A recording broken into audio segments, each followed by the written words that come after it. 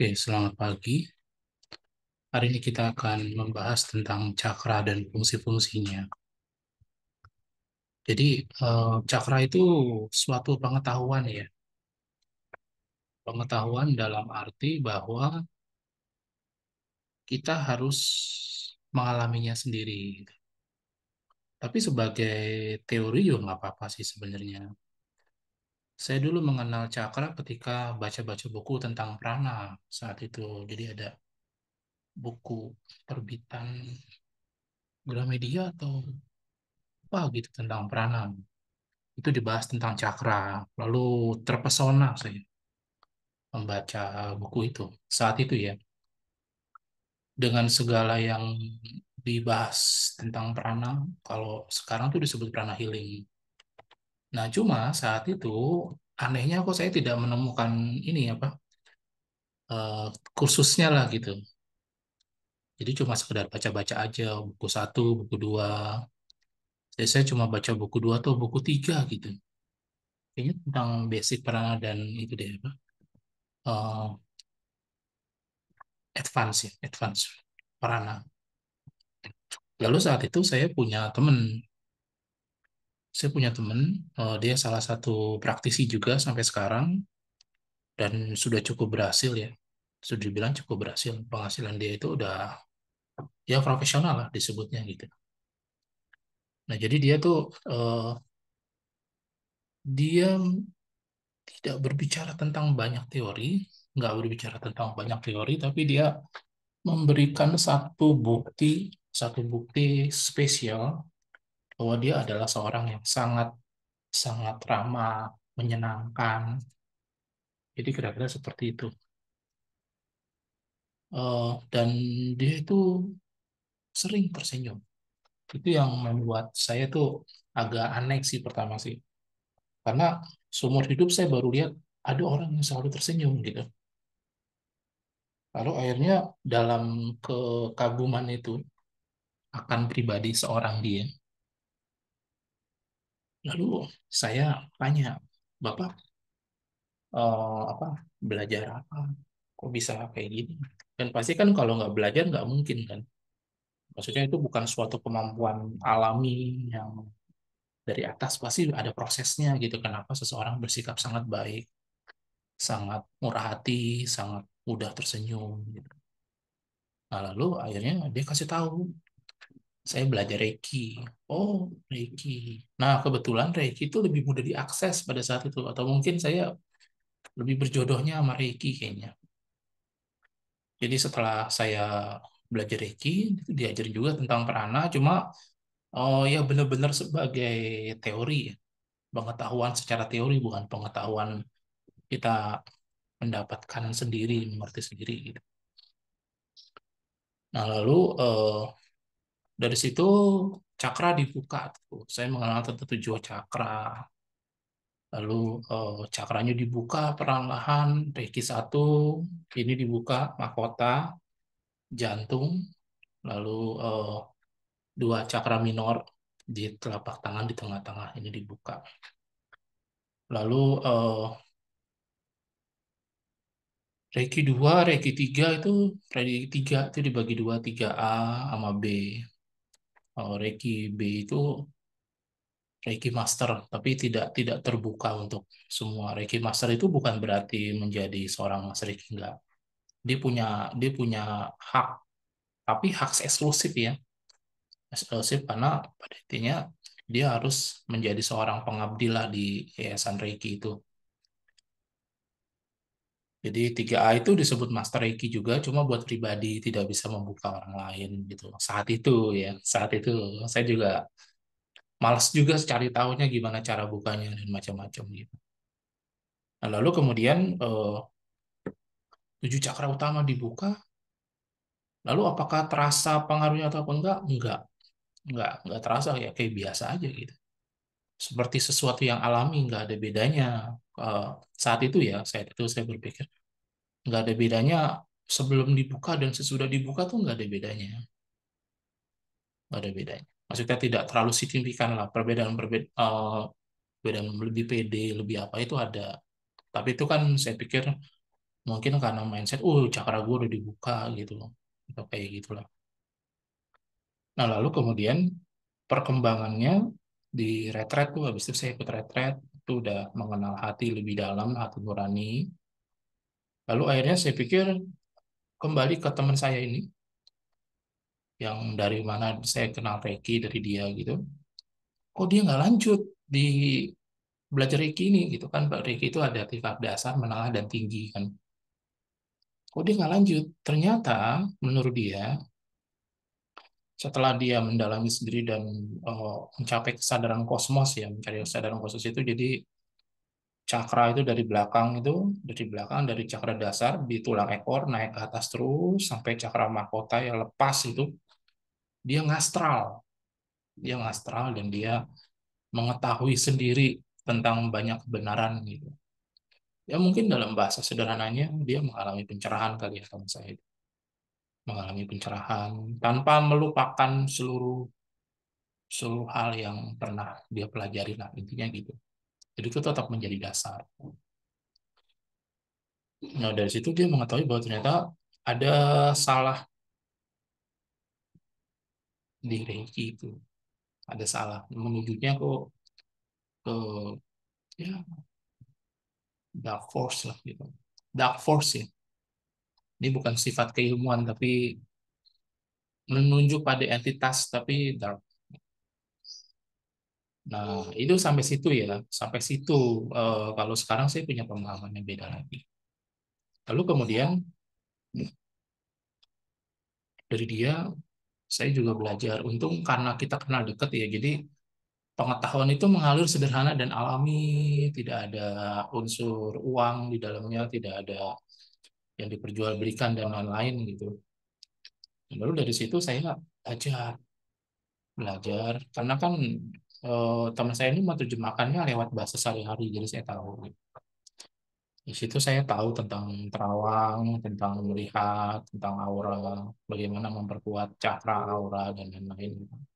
Nah, pada saat itu baru pengetahuan itu menjadi sesungguhnya bukan teori-teori. Nah, perkembangan-perkembangan saat itu gitu. Sementara saya mengalir secara alami aja ya, dalam hidup saya ya. Saya mengalir secara alami, eh, ya belajar, belajar sekedarnya lah, sekedar-sekedar gitu.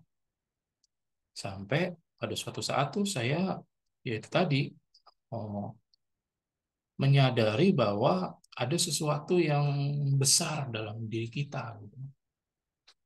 Jadi setelah belajar mata batin dan perkembangan saya menjadi tidak terbatas setelah itu, yang mengenal begitu banyak hal, belajar-belajar, belajar-belajar, ya sekedarnya juga sih. Sampai sekarang sih saya merasa saya belajar sekedar-sekedarnya. Cuma cuma apa yang saya pelajari ada banyak lompatan aja dengan setelah saya belajar itu gitu.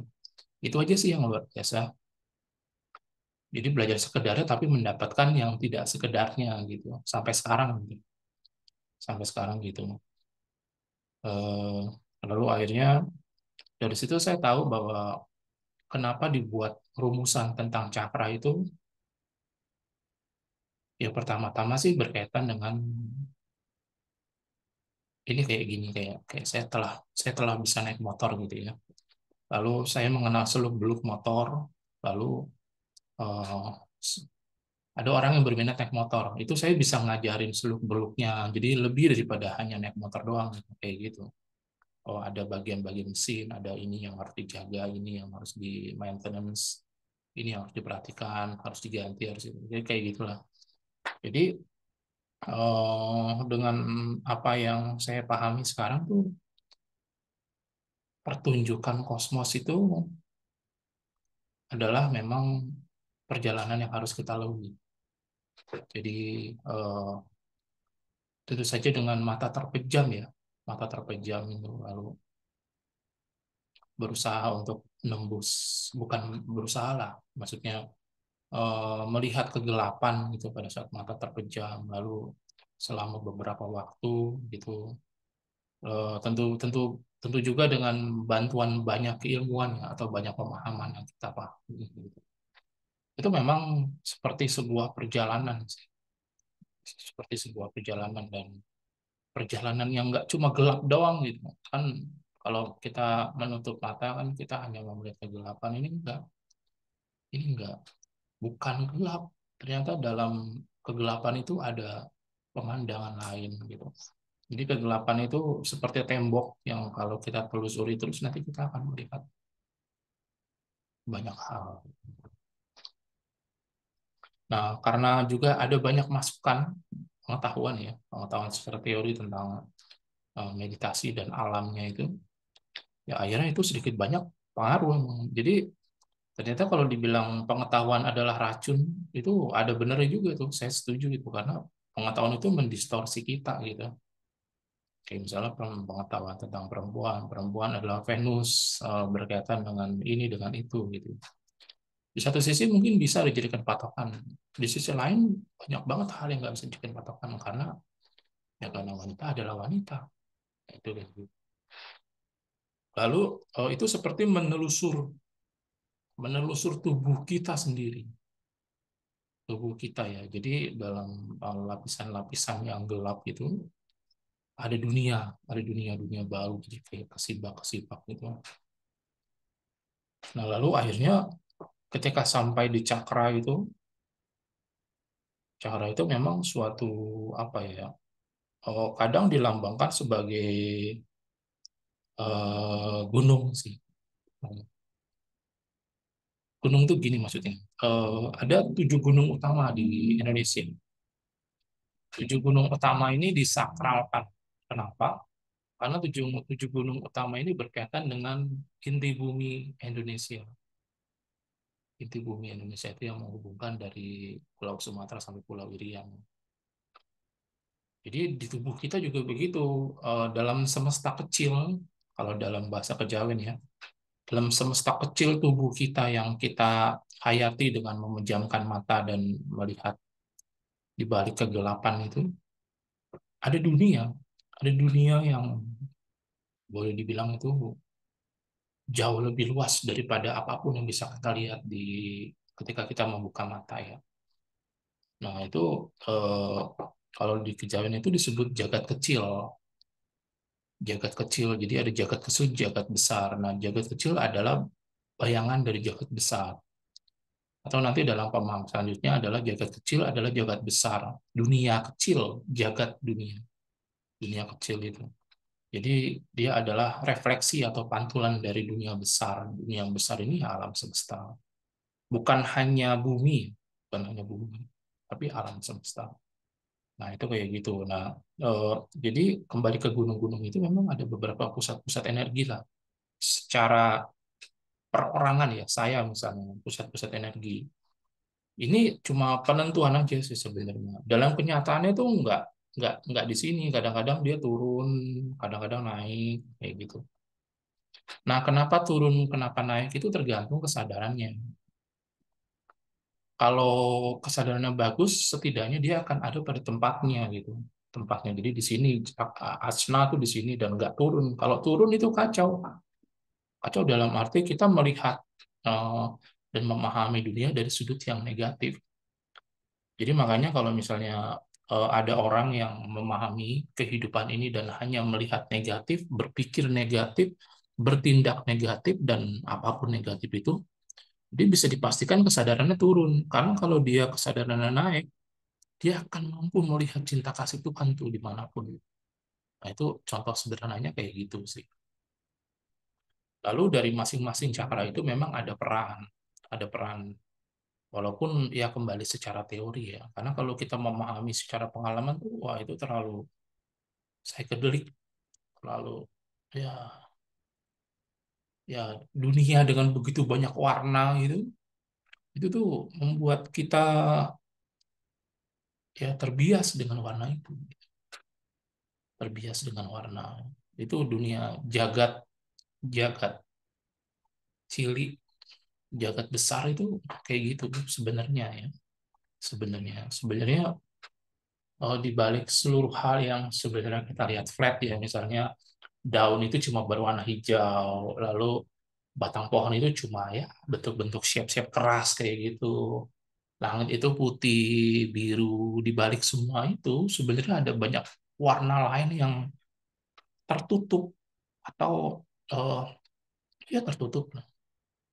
Jadi dalam dalam sebuah sehelai daun atau jangan sehelai daun ini ini dalam bentuk ini ada banyak cahaya sebenarnya, ada banyak cahaya, ada bentuk-bentuk yang apa yang yang nggak hanya sekedar ini.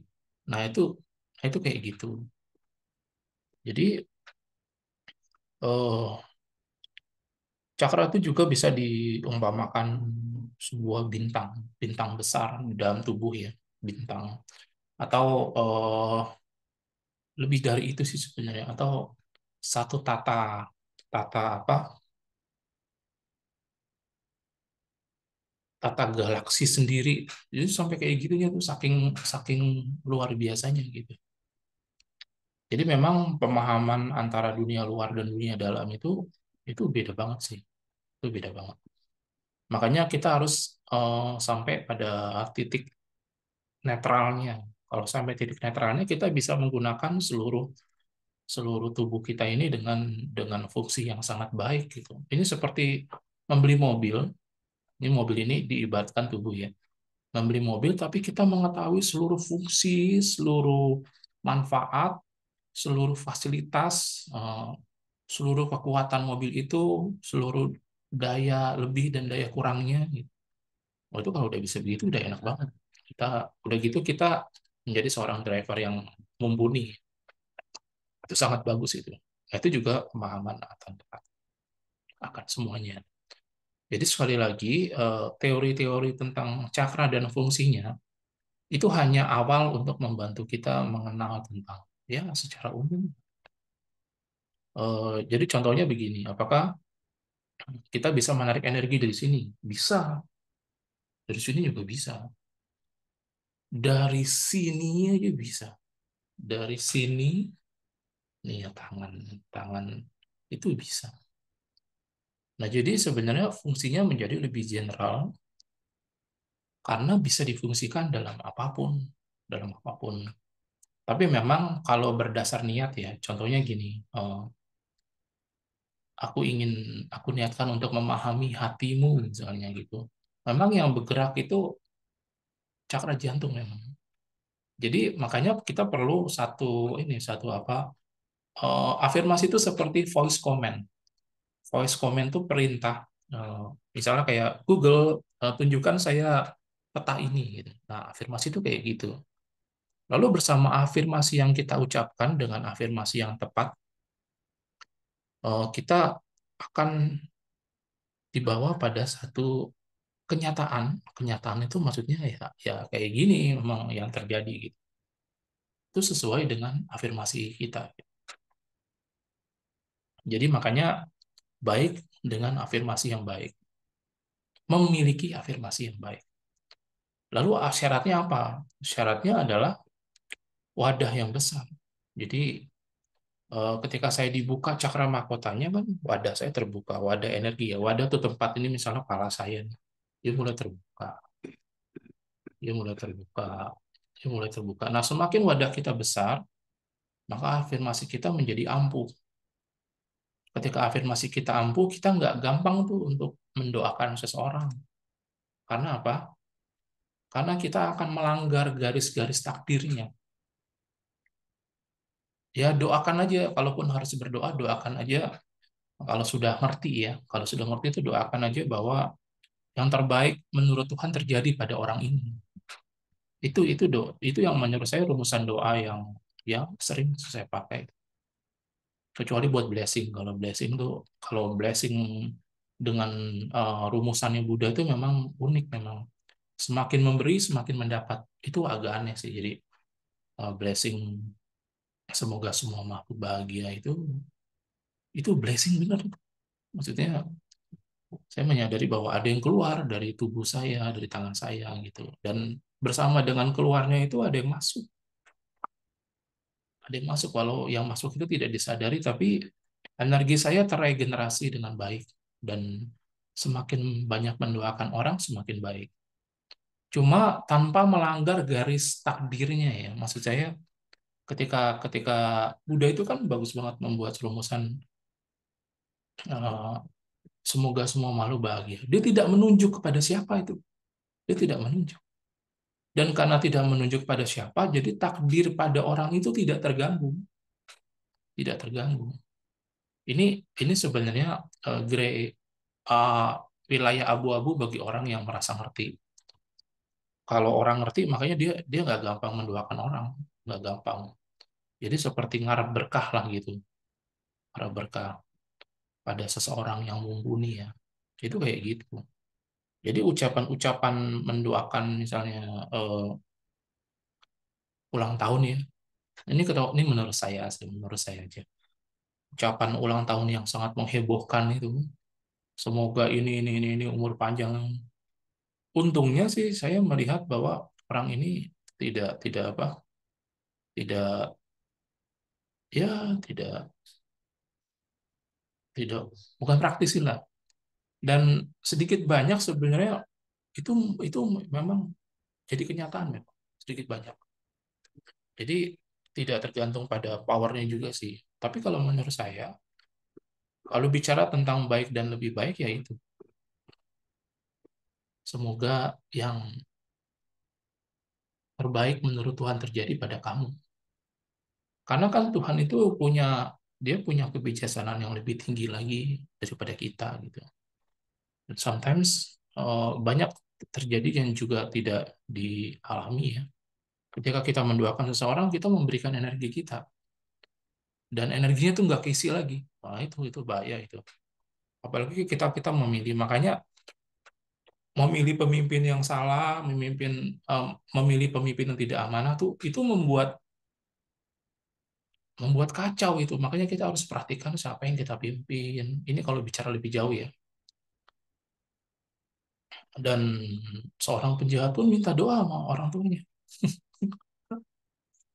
Lalu orang tuanya pasti mendoakan. Nah, itu kadang-kadang itu jadi apa? Jadi pembalik. Ya, makanya kita harus sangat bijak lah tentang hal itu kalau bicara tentang energi. Lalu kembali soal cakra, cakra itu eh, dengan istilah yang sederhana seperti ini. Eh, kadang kita lagi baik, lagi tidak baik. Itu istilah sederhananya begitu. Lagi suci, lagi tidak suci. Jadi sedikit banyak karena kita berkaitan dengan kehidupan kita dengan begitu banyak orang, dengan begitu banyak jenis pekerjaan, jadi kita capek. Nah, itu berkaitan dengan cakra juga. Nah, dari situ para praktisi ini sudah disadari sejak dunia ini ada ya. Mereka perlu pelindung sehingga apapun yang terjadi itu tidak membuat mereka lebih low energinya. Mereka menjaga energi mereka. Mereka menjaga energi mereka, mereka memanfaatkan energi. Jadi beda ketika kita memanfaatkan energi, energinya udah ada ya, dimanfaatkan dengan baik. Dan ketika kita buang-buang energi itu beda. Nah, yang terjadi itu buang-buang energi, buang-buang energi, buang-buang energi. Ya kalau seandainya kita tahu bagaimana cara nge-recharge-nya dengan seketika, itu baik. Tapi kalau enggak, ya agak kacau sih. Nah, recharge alami itu ketika kita tidur, itu recharge alami. Maksudnya kehidupan itu harus terus berlangsung kan. Kehidupan harus terus berlangsung dan bersama dengan hukum itu, hukum kehidupan itu, maka besoknya kita pasti hidup lagi. Kita hidup. Nah, itu kayak gitu. Tapi kan baik untuk maintenance kadang-kadang saya perhatikan ya orang-orang yang sudah cukup baik dijadikan teladan, tapi dia lupa dengan bagaimana maintenance, bagaimana memanfaatkan hidupnya, termasuk di dalamnya cakra dan aura. Karena itu tadi dia kan penampung energi kan. Jadi dia mengeluarkan energi terlalu besar, lebih besar dari energi inputnya. Jadi outputnya lebih besar, lalu input. Nah, itu kadang-kadang mempercepat umur sih. Sebenarnya bukan mempercepat umur ya, tapi eh, intinya ya kalau HP nih, kalau HP ini sederhana banget kalau dengan HP. Kalau HP dibuat main game, dibuat ini, dibuat itu, dibuat ini, dibuat itu daya yang dikeluarkan itu akan sangat besar. Nah, bersama dengan itu, HP tentu ada umurnya. Dia harus di-recharge. Demikian juga, kita juga begitu. Jadi, kalau kita mengeluarkan daya yang begitu besar, sementara kita lupa untuk tidur siang itu, contoh sederhana, tidur siang itu perlu, tidur siang. Tapi nggak lama ya. Artinya, tubuh kita ini perlu ada dalam keadaan blackout selama minimal 20 menit. Blackout, itu ngeri sebenarnya bahasanya. Tapi kira-kira begitu supaya apa? Supaya sejenak dia terhubung dengan semesta yang begitu besar dan kita titik aja udah alhamdulillah tuh kalau di semesta ini. Kita mungkin berapa nano gitu. Wah, kecil banget ya pokoknya. 0, berapa ribu nano. Jadi sebuah titik tapi sangat kecil gitu. Itu harus begitu dan kadang-kadang seseorang lupa untuk mengamalkan ini. Lalu akhirnya dia tumbuh dalam satu situasi di mana dia digerogoti oleh dia sendiri. Misalnya contoh, ironis sebenarnya dari semua penyakit itu berasal bukan dari luar, tapi dari dalam diri kita. Kebanyakan ya. Kalau dari luar yang sifatnya virus itu oke lah, tubuh tuh punya. Tubuh tuh secara mekanisme ya, ya sebut aja petugas tubuh lah gitu yang menjaga kesehatan. Itu paling tidak tahan untuk menghadapi kita dengan nafsunya. Makan banyak, minum selain air putih banyak ya. Istirahat kurang. Wah, itu dia setengah mati itu sampai di titik di mana dia mati dia. Sel-sel yang baik ini mati karena nggak kuat, karena kalah gitu. Sementara mereka juga butuh istirahat, misalnya kayak gitu. Ini sederhananya kayak gitu. Jadi bicara tentang cakra itu bicara tentang seluruh ekosistem diri. Bagaimana menyeimbangkan itu, bagaimana menjadi lebih baik dengan itu gitu. Jadi walaupun sederhana nih, kita tuh baik kalau ditopang oleh begitu banyak energi, energi topangan lah istilahnya. Kita punya banyak apa? Punya banyak bukan charger ya, power bank, sumber-sumber energi lah, sumber-sumber input energi gitu. Nah, itu kayak gitu. Oke, sebentar saya tutup dulu, ntar saya lanjut lagi. Bentar.